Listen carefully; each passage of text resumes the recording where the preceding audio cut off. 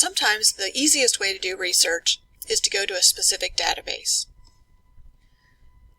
The database we're going to talk about in this video is called Academic Search Complete, and you can find it under Research, then go to Databases A to Z, and it's the first one, and you can see it covers all disciplines, so it's a very good starter database.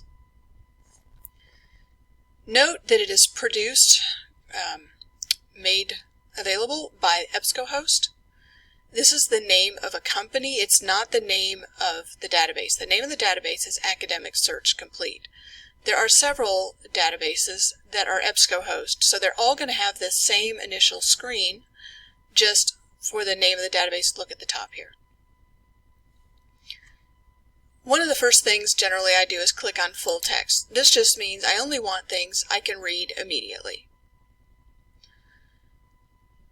Another good option is to click on Scholarly. I'm not necessarily going to do it every time, but if your professor says you need scholarly or academic sources, then go ahead and click on this. That way you know that you're only looking at those and you don't have to be concerned with vetting them to make sure they fall in that category later.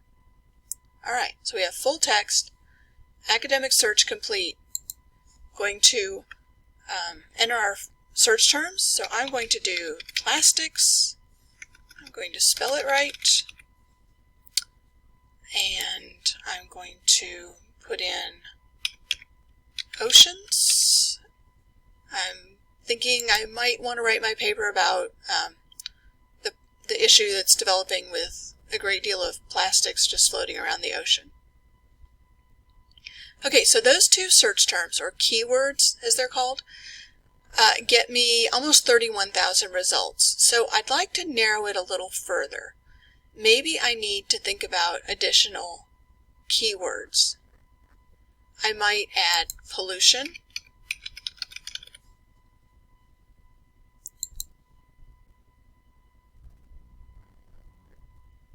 That didn't do a whole lot, but I am seeing, just looking through these, maybe some other keywords that would be helpful. So instead of pollution, I'm going to change it to microplastics.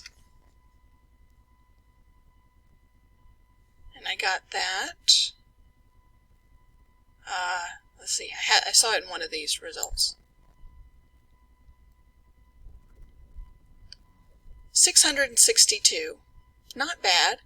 You know, I think I might be curious about how they affect marine life.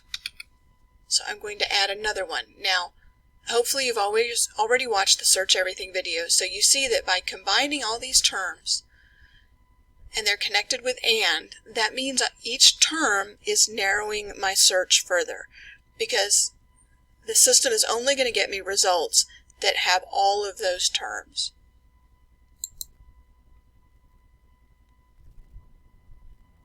$309. Okay, not too bad.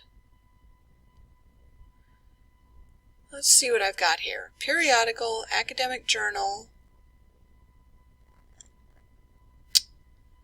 Over here I can see the results go back to 1996. I might make that a little more current. Let's see what we have from the last 6 years. And I did notice I have this in another language. There probably aren't too many of those, but I can come here to language and say English, and that will just weed out any that are not in English. And since I don't really know of any terms to narrow it further, I can go down here to filter and just see what other subjects it's grouping these articles into. There's not a lot there. I might come down here and look at geography again. Not a lot there either. So I'm going to start looking at these articles and seeing what I can find.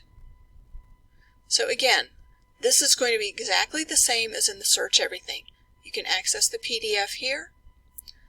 You can look at more information about the article in the middle. You can find tools for saving or sending the article on the right-hand side. At the moment, specifically, I'm looking for subject terms that maybe I would want to add to narrow my search. So it looks like fishing nets might be helpful. Now when you click on that, as you can see, it is only now giving me results having to do with fishing nets. So another and probably better way to do that is just to make note that seems to be a thing associated with plastics in the ocean. So I can add fishing nets here. And maybe I want to add water bottles.